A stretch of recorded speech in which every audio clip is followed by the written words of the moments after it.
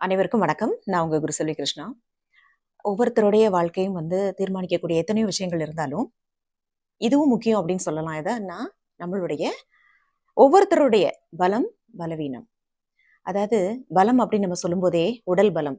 அதாவது ரொம்ப உயரமா இருக்காங்க, அழகா இருக்காங்க, வெள்ளையா இருக்காங்க. இதெல்லாம் தோற்றம் தான். பலம்னு சொல்லும்போது, நம்மளுடைய உடல் பலமும் சரி, மனபலமும் சரி, 2ம் சார்ந்துதான் இருக்கு. பலவீனமும் அப்படிதான். பலம் அப்படின்னு நம்ம சொல்லும்போது, அதாவது நம்ம நிறைய விஷயங்கள் கேள்விப்பட்டிருப்போம். அது பண பலம் இருக்கு, ஆள் பலம் இருக்கு, அதே மாதிரி படை பலம் இருக்கு அப்படின்னு நம்ம சொல்லுவோம்ல. சொல்லும்போது அந்த ஒற்றுமையே பலம் அப்படின்னு சொல்லுவாங்க. சோ எல்லாரும் சேர்ந்து இருக்கக்கூடிய ஒரு, அதாவது என்னது, ஒரு சப்போர்ட் அப்படின்னு கூட சொல்லலாம். பலம்னா நம்ம அதானே சொல்லுவோம், ஸ்ட்ரென்த்.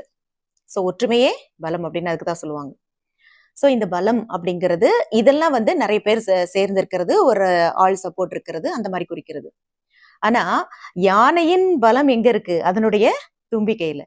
அப்போ மனிதனுடைய பலம் எங்க இருக்கு? நம்மளுடைய நம்பிக்கை, நம்மளுடைய எண்ணங்கள், நம்மளுடைய செயல்கள், நம்மளுடைய நேர்மறையான எண்ணங்கள், நேர்மை, ஒழுக்கம், நம்ம மத்தவங்க மேல காட்டக்கூடிய அன்பு, இரக்கம், இது எல்லாம் தான் நம்மளுடைய பலம் இல்லையா? ஆனா பலவீனம் அப்படிங்கிறது என்னது? அதாவது இருக்கவே கூடாது அப்படின்னு சில விஷயங்கள் சொல்லுவாங்க இல்லையா? சிலருக்கு இது ஒரு ஹேபிட்டாவே இருக்கும். இத மாத்திக்கணும் அப்படின்னு சொல்லக்கூடியது என்னது? அதிகமான கோபம், கோவம் வர்றது. அதே மாதிரி ஒரு பதட்டம், பயம், எதுக்கெடுத்தாலும் டென்ஷன். சில விஷயங்கள் ஒரு நடுக்கமாவே இருக்கும். எது யார்கிட்டயாவது போய் பேசுறதுக்கு ஒரு கூச்ச சுபாவம் இருக்கும். ஒரு தாழ்வு மனப்பான்மை இருக்கும். சரியா? அதாவது உயரமா இருக்காங்க, வெள்ளையா இருக்காங்க, குட்டையா இருக்காங்க. சோ இந்த மாதிரி ஏதாவது ஒரு தாழ்வு மனப்பான்மை அவங்களுக்குள்ளே வளர்த்துக்கிட்டு இருப்பாங்க இல்லையா? சோ அதுவுமே ஒரு பலவீனம் தான். நம்மளுடைய பலத்தையும் சரி, பலவீனத்தையும் சரி, நிறைய பேர் வேற வேற மாதிரி யூஸ் பண்ணிட்டு தான் இருப்பாங்க. பலத்தை யூஸ் பண்றவங்களும் இருக்காங்க. அதே மாதிரி நம்மளுடைய பலவீனத்தை யூஸ் பண்றவங்களும் இருக்காங்க. அதனால கவனமா இருக்கணும் எல்லார்கிட்டயுமே, குறிப்பா இந்த சமுதாயத்துல.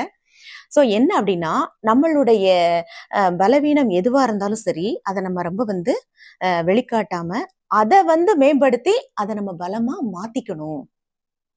அப்படின்னாலே ஓகே தானே. பலவீனத்தை எல்லாத்தையுமே நம்ம பலமா மாத்தணும்.